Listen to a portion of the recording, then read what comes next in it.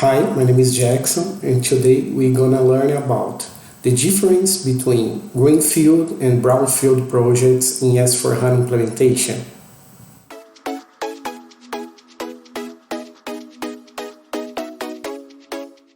Where should I start in the S/4HANA migration?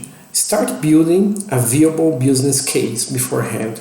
This sounds obvious for some people, but many companies sometimes forget to build a consistent business case, ask the right questions for the business, collect all the data that's important to create a business case that will prove that the project brings certain benefits for the business and also technical advantages. According to SAP Insider Report, not so recent, from 2019, 52% of organizations are currently in the evaluation phase of S/4HANA. So as you can see here, the most of companies still are not migrating for S/4HANA, and they have many doubts how to create this business case, which approach they should use, if a greenfield or brownfield project. So in this presentation, we will discuss about the advantages and the disadvantages of each approach. Even though this report is not so updated, but we can say that from the last 2 years, we have this pandemic that influenced a lot in the decisions of the companies to move to S/4HANA implementation. So many companies decide to freeze the projects, freeze the implementations, during the uncertainty about the pandemic.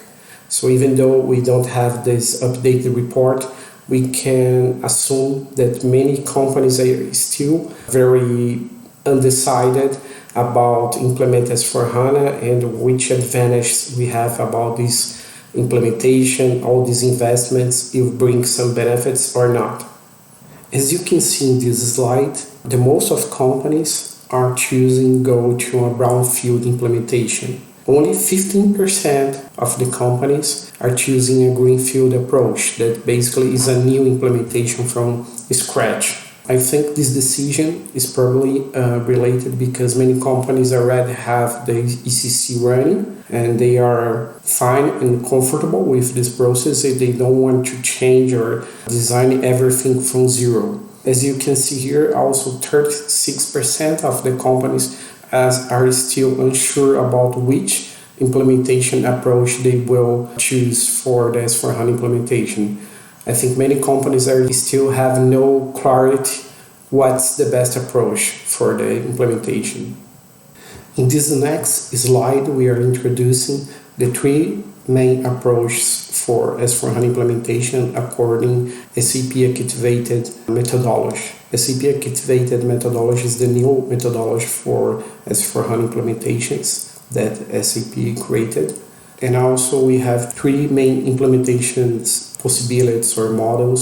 The first one is a new implementation when a company decided to design and implement S/4HANA from scratch, from zero, maybe because they have other ERP systems, other applications, or even they want to restart all the system from zero because they are not satisfied with ECC. The second option is the system conversion, that it's very similar to technical conversion. Of course, you need to run all the maintenance planner, etc., to convert your system and adapt for S/4HANA, customizing, decoding, everything that is necessary to implement the S/4HANA. For new implementation, it's important to consider the migration of your data load, even though if you have ERP systems, ECC, or no SAP systems, you need to consider that the migration in the initial data load is very important. And finally, you have the landscape transformation that usually are companies that have many ERP systems, like they have splatted different ECCs, clients in many different countries or in different business groups, like they have many divisions and they want to join everything in the same client, in the same environment. So they decided to do this landscape transformation. At the same time, they are implementing the S/4HANA. So it's an opportunity for them to implement S/4HANA. At the same time, have this unification and implementation for all the companies together. Moving forward, in this slide we have some advantages and disadvantages of a Greenfield and Brownfield. For example, the Greenfield new implementation enables system engineering and process simplification. It lowers the time to value and total cost of ownership. The total cost of ownership, it's the cost not only for the acquisition and implementation of this new software, of this new application, but also the total cost for the lifetime or for the next years, like the support, the maintenance, all the hardware that you're gonna need to implement these or to maintain this application running for the next years, the key users training. So this total cost of ownership usually is lower when you are doing this new implementation. Also can be a time-consuming project since you need to start everything from scratch. Of course, your time to explore, to the gap analysis, to discuss the business requirement will be longer than just a system conversion, because you need to really design the to-be process after the implementation.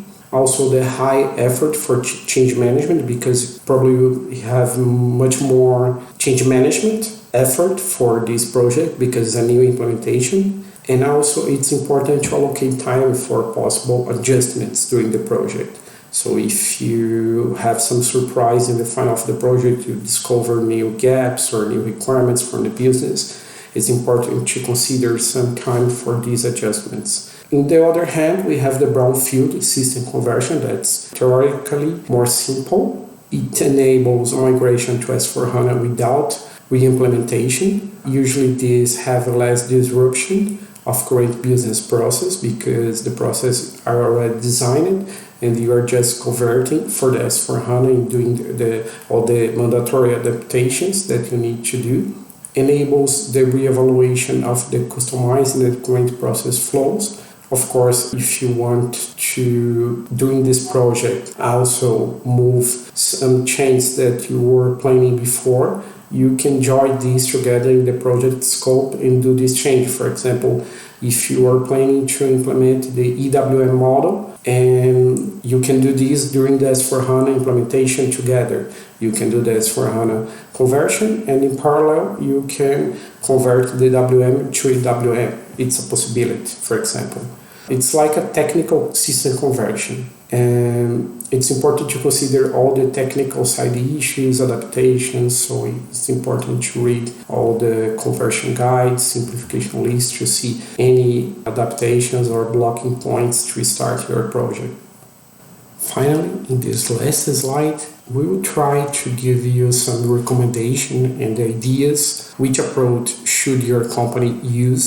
But this is not a single solution or recommendation for all the companies. So you need to understand your business requirements, your business scenarios, and what your company board and directors, what the key users, all the business, what they are looking for. So before recommending a Greenfield or Brownfield project, try to understand better what's the purpose of the S/4HANA implementation. After you have these basic answers, you can give the options for the business, okay? So what's my company objects in this implementation? If you want a simplification of the current business process and redesign this business process, maybe the best option should be a Greenfield project, a new implementation. If you want just to convert your current SAP CC to S/4HANA and do this in a quick and fast lane, maybe a Brownfield project should be the best one for your company. And also, you have the options of the landscape transformation.